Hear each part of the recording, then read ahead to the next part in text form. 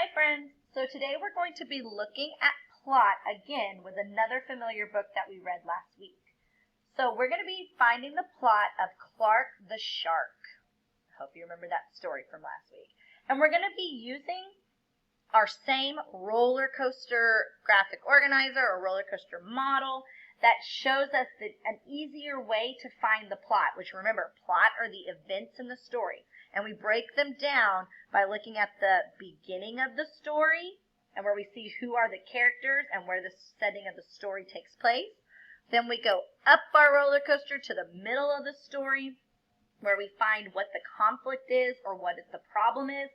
And then we go down to the end of our roller coaster, to the end of our story, where we find out what the resolution of the story is and how that conflict was solved. So with Clark the Shark, we're going to start with the beginning of the story. So who are the characters? Well, right when you start the book at the beginning of the story, we meet Clark. And Clark is getting off the bus to his new school. And so I'm going to put Mrs. Inky Dink because she's actually a big character in the book as she's trying to help Clark. So I'm going to put Clark, Mrs. Inky Dink, and also Clark's school friends. So I'm just going to write friends. We don't need to name every single friend that's there because his friends, his whole classroom of friends, are a big part of the story too. So the next one is, where is the setting of the story? So where did the story take place?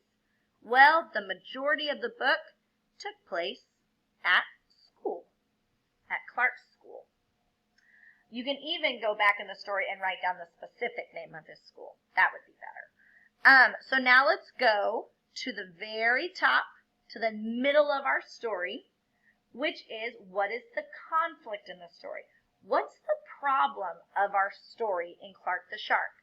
Well, we remembered that Clark was really loud and he was really big and he was so excited about everything that he ended up bothering a lot of his friends. He would eat their lunches. He would mess up anything they were working on. He was at one point in the story, they said he was too much shark to handle. So we can say, Clark got way too excited about things and bothered many of his friends. So Clark was way too excited about things, which bothered lots of his friends. So now we're going to go to the end of the story when we find out what is the resolution of this problem. How was this conflict solved? So when he was way too loud about things and he was bothering his friends and messing up a lot of things, this problem was solved by the time that he went to go talk to Mrs. Inky Dink. And Mrs. Inky Dink gave him some advice, and she said there's a time and a place for everything. And she mainly just reminded him to stay cool. So I'm going to say, Mrs. Inky Dink reminded Clark to stay cool. And don't forget, after she reminded him to stay cool, he came up with really clever rhymes that would help him remember to stay calm. So Mrs. Inky Dink reminded Clark to stay cool, and then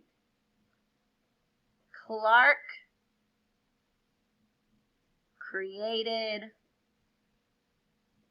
rhymes that would help him to remember to stay calm. So let's review very quickly. At the beginning of the story, we are introduced to Clark's school, and we meet Clark, his teacher Mrs. Inky Dink, and his school friends. Then as we read a little bit further, we come to the middle of the story and we discover what the problem is. Remember, the problem was that Clark would get way too excited about things and he bothered a lot of his friends because of it. And so then now when we go down to the end of our roller coaster, we find out how the conflict was solved. How was this conflict solved? Well, it was solved by Mrs. Inky Dink reminded him to stay cool. And then because of her reminder, or because of her advice, Clark created his own rhymes that helped him remember to always stay calm. And that's our plot of Clark the Shark.